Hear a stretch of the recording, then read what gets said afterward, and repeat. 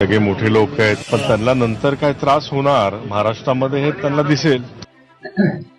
बारामती विधानसभा पोटनिवडणुकीच्या पार्श्वभूमीवर राजकारण तापलं आहे.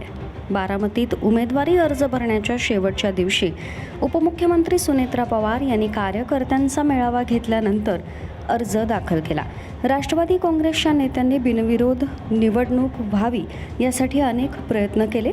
महाविकास आघाडीतील राष्ट्रवादी शरद पवार गट आणि शिवसेना उद्धव बाळासाहेब ठाकरे गट यांनी सुनेत्रा पवार यांना पाठिंबा दिला. मात्र काँग्रेसनं आकाश मोरे यांच्या रूपात स्वतंत्र उमेदवार निवडणुकीत उतरवला. यावरून पार्थ पवारांनी काँग्रेसवर कठोर निशाणा साधलाय.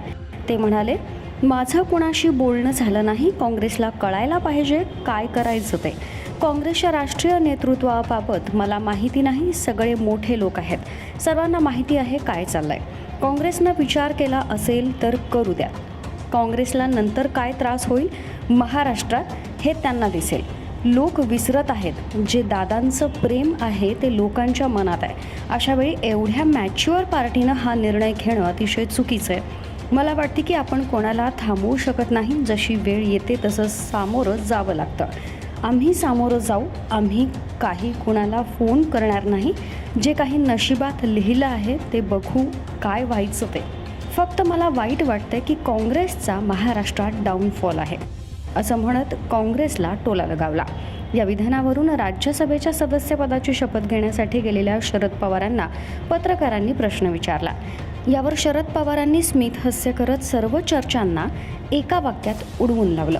त्यांनी सांगितलं, राजकारणात एक प्रकारची परिपक्वता लागते. ती पार्थ पवार यांच्यात कितपत आहे हे आज मी सांगू शकत नाही.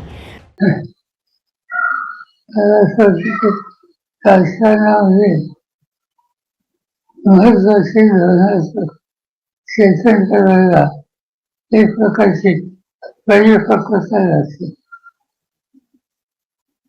ती कितपत आहे हे आज मी सांगू शकत. आता शरद पवारांच्या या विधानावर पार्थ पवार काय प्रतिक्रिया देतील आणि बारामती पोटनिवडणुकीत काय होणार हे पाहणं राजकीयदृष्ट्या महत्त्वाचं ठरणार आहे.